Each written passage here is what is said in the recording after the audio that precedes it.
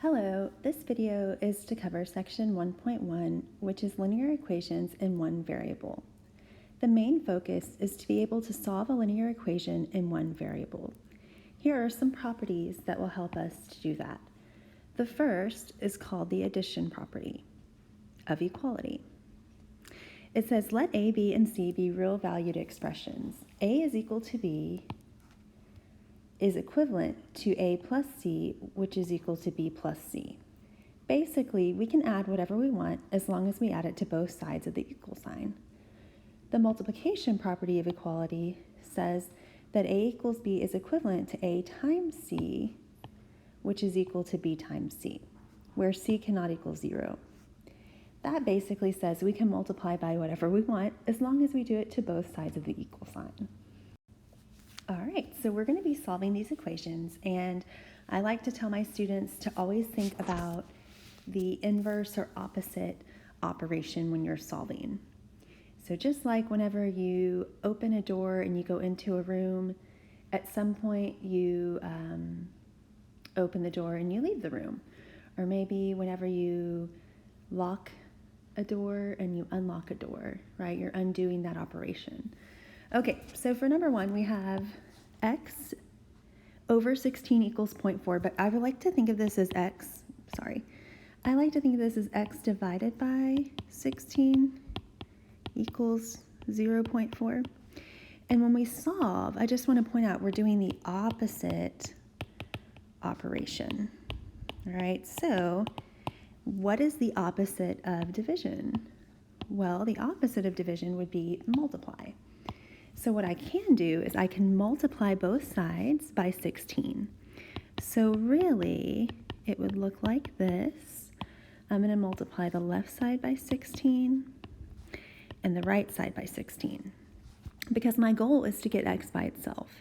So when I multiply the left side by 16, the 16s cancel out and I have a positive 1x, which is what I want, is equal to 0.4 times 16, which is 6.4. To check this, I can plug 6.4 back in for x and make sure when I do 6.4 divided by 16, I indeed get 0.4. All right, number two, negative 18 is equal to 40 plus z. Now I'm trying to get z by itself, and I have a plus here. And all you have to think about, what is the opposite of plus? Well, the opposite of plus would be to minus. So I'm going to want to minus both sides. And also, I could think of this as z plus 40 is equal to negative 18. And the 40 is positive. So I want to point out that really the fact that the 40 is positive is why I would subtract. So I'm going to subtract both sides by 40. Cancels out on the right side because a positive 40 minus a 40 is 0. And then negative 18 minus 40 is negative 58. So z is equal to negative 58. All right, number three says 4 ninths x equals negative 5 over 18. But I want you to think of this as 4 ninths times x is equal, let me write that a little clearer. So 4 ninths, there's like an invisible times here, is equal to negative 5 over 18. So since the operation is multiplication, the opposite of multiplication is to divide. So I can actually divide both sides by 4 over 9. And anything divided by itself is positive 1. So that's one of the reasons why I would choose to do that. So I get x equals, and then here, if I do this in my calculator, I want to make sure to type it in the correct way. If I do it by hand, remember we keep the negative 5 over 18. Instead of using division, we multiply by 9 over 4. And then we just go straight across, or we simplify. We end up with negative 5 over 8. All right, so here are some steps to help you to solve a linear equation in one variable. First, step 1, you want to simplify both sides of the equation. Sometimes that would mean to use the distributive property to clear parentheses. You'll need to combine like terms. Consider clearing fractions or decimals by multiplying both sides of the equation by the least common denominator of all the terms.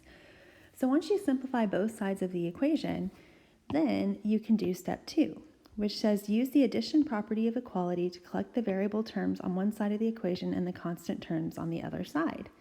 You do this by performing the opposite operation. Step 3, use the multiplication property of equality to make the coefficient of the variable term equal to 1, which you can usually do by dividing by the coefficient itself. And then, of course, to check your work, you plug it into the original equation, and then the last step would be to write the solution set. And when we write the solution set, like on this previous one, when we got x equals negative 5 over 8, I just want to point out that the solution set and the way they're going to want you to write it will look like this. It'll be kind of like wrapped in braces. For our solution, we don't necessarily put x equals. All right, so let's try some together. All right, so let's try number 4. So number 4 says 16 minus 3x equals 25. I am trying to get x by itself, and I have two things in my way of getting x by itself. I have this positive 16, and I also have a 3. But that's 3 times x, so I can't get rid of that until I've isolated that. So what I would do is, because it's a positive 16, I need to move it over to join the number on the other side of the equal sign. So I'm going to go ahead and subtract 16 from both sides. Now, the reason why I do this is because if you look on the left side, 16 minus 16 is 0. It cancels out. And that's what we're trying to do. We're trying to get x by itself. 25 minus 16 is 9. And then the negative 3 times x just drops down. Now I'm almost done. In order to get x by itself, this is negative 3 times x. The opposite of times is to divide. So now I'll divide both sides by negative 3. And I end up with x equals negative 3. So the solution set is negative 3. I can plug it back into the original to check my answer. All right, so I would have 16 minus 3 times x is equal to 25, but I'll be plugging in my solution, which is negative 3, to make sure that makes a true statement. So 16 minus 3 times negative 3 becomes 16 plus 9, which is 25. Yay! Okay, now on number 5, you can see that we're going to have to simplify before we start to solve. And we have some parentheses. So we're going to want to do the parentheses first. And I can go ahead and do that on both sides.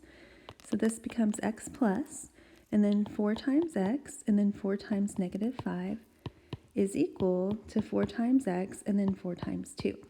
So it looks like that. So we distribute first. Okay, then we can't start solving because we have to combine our like terms. So this is what it was talking about in step 1. You've got to simplify before you solve. So 1x plus 4x, that combines to 5x. And now it looks like this. Okay, now you can see I have variables on both sides of the equal sign and numbers on both sides of the equal sign. So at this point, there's actually 4 different ways I could start to solve. So I'm going to try to do a similar thing each time. I'm going to start with the variable on the right and move it over to the left. All right, so I'm going to start with the 4x. It's a positive 4x, so what I want to do is I want to subtract it from both sides of the equal sign. And when I do this, when I take it over to the left side, there is a 5x, and those will go together. So on the right side, 4x minus 4x cancels out to 0. That's always an important thing that should happen. And then 5x minus 4x is just 1x. And then I can bring down the negative 20, and I'll bring down the negative 8. Okay, once I do that step, it becomes a lot easier to manage. So I have x minus 20 equals negative 8. The opposite of minus 20 is to add 20. Negative 20 plus 20 does cancel out, and then negative 8 plus 20 is 12. So the solution set is 12. Now I can check this by plugging the 12 back in here and here and here. All right, so that is how I would check it. And if you want to pause the video and check it, feel free to do so. All right, we are moving along the different various levels. We're going to go megaton and try number 6. So for number 6, we're going to distribute first. So I'm going to rewrite this as 2x minus, and then 3 and 2x becomes 6x. So when I multiply that, I got a 6x. And then 3 and 2, negative 3 and 2 becomes a negative 6. And then over here I have 1 minus 5 and 4x is 20x. Negative 5 and 3 is negative 15. Okay, so that would be my first step. And it's really easy to make a mistake there. So you might want to really look at how I use the distributive property on that first step. All right, so we distribute first. So let me put a little note here that we distribute first, and then we're going to combine like terms if we can, which we can. So on the left side, we have 2x minus 6x. That's going to go together. And then on the right side, we have 1 and negative 15. Those are going to go together. So let me put combine like terms. 2x minus 6x is negative 4x. And then 1 minus 15 is negative 14. So I'm going to write this as negative 20x minus 14. I can't do anything else on the left or right as far as simplification goes, so now I'm ready to solve. To solve this equation, there are 4 different things you could do to start. I'm just going to discuss the 4 different things you could do, and then I'm only going to do one of them, right?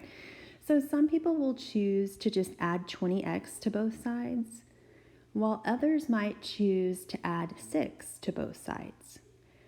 Somebody else might want to add 4x to start, while somebody different might add 14. You see, there are 4 different ways to start this problem. I try to do the same thing every time to help you. I always start on the right with the variable. So I'm going to move the negative 20x over, and to do that, I need to add 20x to both sides. And that way, that's going to cancel out because a negative plus a positive that's the same number cancels to 0. And then, of course, what I do to one side, I have to do to the other. That's the addition property of equality. Okay, so negative 4x plus 20x is 16x. I bring down the negative 6 and I bring down the negative 14. Now, it's like a 2-step equation. We're just trying to get x by itself, which is right here. I need to get rid of 2 things. I need to get rid of the negative 6. I need to get rid of the 16. The 16 is attached by multiplication. It will go last. What I'm trying to tell you is we need to get rid of the negative 6 first. And in order to do that, we just do the opposite operation, which would be to add 6 to both sides. Negative 14 plus 6 is negative 8. Bring down my 16x. It's 16 times x, which means my final step is to divide both sides by 16. And then I end up with negative 8 over 16. That reduces to negative 1/2. And so my solution set is negative 1/2. All right, let's keep going. Okay. All right, we're going to be dealing with problems that have decimals and fractions. So one thing that is a suggested strategy is to clear the fractions and decimals by multiplying both sides of the equation by the least common denominator of all terms within the equation. And that would be with fractions. With decimals, you can clear the decimals by multiplying both sides of the equation by a convenient power of 10. But I do want to point out that I have some students in the past who are not threatened by decimals or fractions, and so they just solve it, the equation as it is, and that is also a choice. But our text does refer to this strategy, so I want to show you what that looks like. The first thing, though, on number 7 is I want to go ahead and make sure to distribute here before I do anything. So I'm going to rewrite this. And I'm going to distribute that 0.2 to both pieces. So 0.2 times 5x is 1.0x. 0.2 times negative 8 is negative 1.6. Okay, now from here I could just start to solve. However, they are asking us to use the power of 10 and multiply both sides by 10 to clear the decimal. So I will show you what that looks like. So when I multiply the left side by 10, I'll end up with 6x minus 13. When I multiply the right side by 10, I end up with 10x minus 16. Now I'm ready to solve. Once again, there's 4 different ways I could start to solve. I like to start on the right with the variable, and I like to move that over to the left every time, just so that I'm doing the same thing for you every time. So I would subtract negative 10x from both sides. On the right side, it cancels out, that's the whole point. On the left side, I do 6x minus 10x, which is negative 4x. I bring down my negative 13, I bring down my negative 16. Now, I'm trying to get x by itself still. I need to get rid of that negative 13 first. So I'm going to add 13 to both sides. When I do negative 13 plus 13, it cancels. That was the whole point. And then negative 16 plus 13 is negative 3. And then it's negative 4 times x. So in order to get rid of the negative 4, I need to divide both sides by negative 4. Negative 4 divided by negative 4 cancels out to positive 1. I end up with negative 3 over negative 4, which is positive 3 over 4, which is my solution set. Okay, so that is how you can clear a decimal. Now I want to point out one more time that you could solve this as it is with decimals. Be very careful. You should still end up with the same result, which would be 0.75 or 3/4. All right, let's talk about what it looks like as a fraction and how we can clear the fraction. Okay, so to clear this fraction, we can multiply by the least common denominator. The least common denominator for 3, 6, and 2 is 6. However, you could multiply all the denominators together and use that number as well. But the LCD is 6, so I'm going to go ahead and do that. And before I do that, it looks like I can combine here first. So I want to do that before I do anything else. So let's see. 2/3 minus 5/6 would look like that. So that would be negative 1/6 x. Okay, now I'm ready to clear my fraction. I'm going to multiply both sides by 6. And when I multiply the left side by 6, I get negative x minus 18. When I multiply the right side by 6, I get 3x minus 30. Okay, now I'm ready to solve. 4 different ways to start. I like to start with the variable on the left and move it over. And since it's a positive, I will subtract 3x from both sides.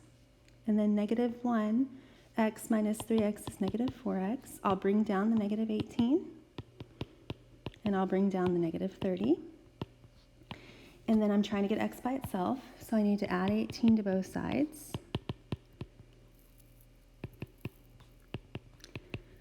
On the left side, cancels out, that was the whole point. On the right side, a negative 30 plus 18 is negative 12. I'm almost done. It's negative 4 times x. I just divide both sides by negative 4. On the left, it cancels to 1, that was the whole point. And then negative 12 over negative 4 becomes positive 3. So my solution set is positive 3. Okay, so the next thing we're going to talk about are really special types of linear equations. But I want to start with the fact that so far, for our solving, we've only had conditional equations, which means we basically just have one solution, right? This whole time we've had one solution. We had 3 here, we had 3/4 here, and on the other page we had only one solution. But sometimes other things can happen. So that gives us into these definitions. It says a conditional equation is true for some values of the variable and false for other values. And in a linear equation, we're talking about just one answer.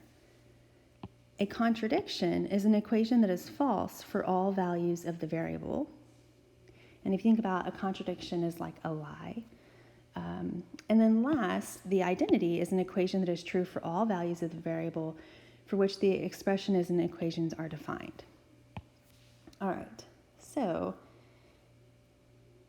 let's get started and see what happens. There are 3 problems. We're probably going to have one of each type. All right, so let's start with number 9. I'm going to go ahead and distribute first, and think of this as a -1 as you distribute across. So 6 times x is 6x, and 6 times 2 is 12. And then over here I have 5x minus 12 plus x. Okay, and then I'm going to combine my like terms. So that goes together. 5x plus 1x is 6x. Okay, so I end up with 6x minus 12 equals 6x minus 12. Now, my students in the past, I've tried to help them understand that when this occurs, it's the identity, because it's the same equation, exactly the same on both sides of the equal sign. Like when you look in the mirror and you see your identity, you see yourself. What this means is that there's an infinite amount of solutions.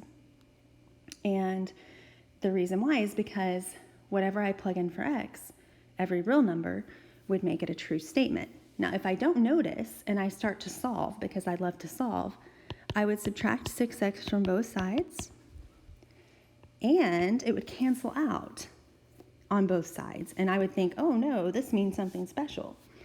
And really it cancels out to 0. So then it would look like this. And then I might even try to add 12 to both sides, but eventually I just get 0 equals 0, which is true. When this happens, it is the identity. But my hope is that when you look at it here on this step, you realize it's the identity, if it looks exactly the same on both sides. So this is the identity. We call it the identity. However, the solution set is x such that x is a real number. Okay, so that just means we have an infinite amount of solutions. All right, let's talk about number 10. So on number 10, I'm going to go ahead and distribute first. I'm going to distribute, the -1 across. That's going to give me 5x minus 12 minus x. Okay, then I combine my like terms. So 5x minus x is 4x. Let me scoot over a little bit. So 4x minus 12 equals 6x minus 12. Okay, and then I just continue to solve. I subtract 4x from both sides. And that will give me 2x minus 12 equals -12. And then from here, I would add 12 to both sides.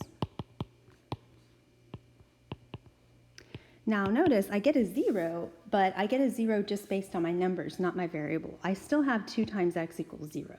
So 2 times something is equal to 0. Well, I would divide both sides by 2, and I get x equals 0. Okay, now that is conditional. I have only one answer. My answer is 0. Just like up here when we got an answer of 3, that would be considered conditional. So it's okay for us to get an answer of 0. But when our variable cancels out, like it did in the previous case, that is different. Okay, so I bet you can imagine, so far we have identity, we have conditional, and we have one left. I bet you can think what it's going to become, right? Okay, so let's go ahead and distribute again. So we get 6x plus 12 is equal to 5x minus 12 plus x. I combine my like terms. 5x plus 1x is 6x. All right, and then I have something that looks like this. Okay, so I want to explain to you what this is saying. This basically would be read as 6 times some number plus 12 is equal to 6 times the same number minus 12. That's never going to be true. Some students in the past have realized that if we have a variable and the coefficient matches on both sides, but our constants are different, they know right away that that's a contradiction. And I would hope that you get to that point, but it kind of takes some time. Okay, so if you don't see it yet, it's okay. I'm going to continue to solve to show you why else it's a contradiction. Okay, so when I try to solve, I would subtract 6x from both sides. I would notice that it cancels out on both sides. So basically my variable canceled. When my variable cancels out, it either is going to be a true statement or a false statement. So it cancels out to 0. So I have 0 plus 12 equals 0 minus 12. Okay, that does not make sense. 0 plus 12 does not equal 0 minus 12. That would be a contradiction. But because you love solving so much, let's say you decide to continue to solve one more time, and you decide to add 12 to both sides. And you get 24 equals 0. Okay, well, you can't really do much after that. That's just it. You're done. 24 does not equal 0. That is a contradiction. When you have a contradiction, there is no solution, which right up here, we could see that that was going to happen. Because as I said, this says 6 times something plus 12 equals 6 times that same something minus 12. Those are never going to be the same. And what's really sad is that the solution is the empty set. So you can see right here I have to draw an empty space. It's kind of sad. Okay. All right, I hope this helps, and when you practice, you'll understand it a little better.